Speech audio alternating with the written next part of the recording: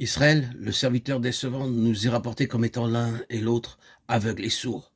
Mais c'est l'idolâtrie qui en est la cause, tandis que pour le Seigneur Jésus, c'est la consécration qui le rend aveugle et sourd.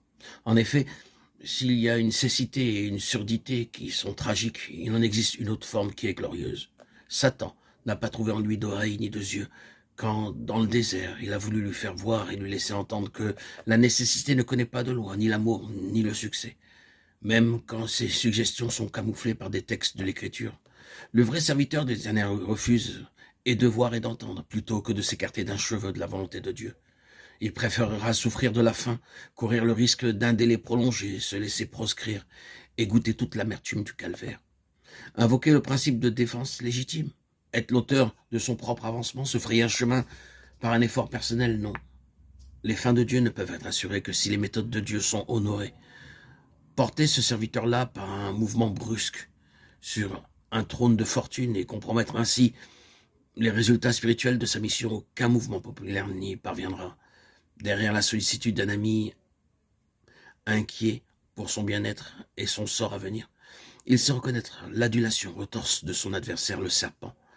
Cet attachement de son intime est incapable de le détourner de sa voie. Il l'a accepté. Il en connaît les pièges, même quand l'épreuve atteint son paroxysme, à l'heure de l'indicible souffrance. On aura beau épuiser contre lui les dernières armes de la corruption et lui promettre de croire en lui, de le suivre, rien ne peut le faire descendre de la croix. Ce serviteur-là personnifie le sacrifice entièrement consumé de l'ancienne alliance. Il reconnaît à Dieu tous ses droits et son seul objectif est de lui en assurer la jouissance.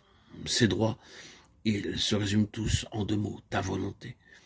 Et ils exigent de sa part l'abandon le plus absolu, une attitude dépourvue de la plus petite suggestion de volonté personnelle. Semblable abandon fera toujours du serviteur de Dieu un homme qui n'est pas de ce monde, ni par la pensée, ni par l'esprit. Souvent, il devra dire non et provoquer de ce fait bien des malentendus. Les opportunistes, pendant ce temps, tiendront le haut du pavé et, dans certains domaines, auront beaucoup plus de succès. Mais l'infatigable intérêt de Satan se portera toujours sur le vrai serviteur, car la valeur spirituelle ne se mesure pas à l'étalon des sens et le critère de la vie, et moins dans le bruit qu'on fait que dans le témoignage qu'on rend. Il y a des yeux et des oreilles qui ne peuvent voir et entendre que moyennant une certaine forme d'aveuglement et de surdité. Pour celui qui reste à tout jamais le type et le modèle du serviteur de l'Éternel, Jésus, c'est grâce à sa cécité et à sa surdité dans un certain domaine qu'il a pu constamment discerner une autre voie et céder à une autre vision.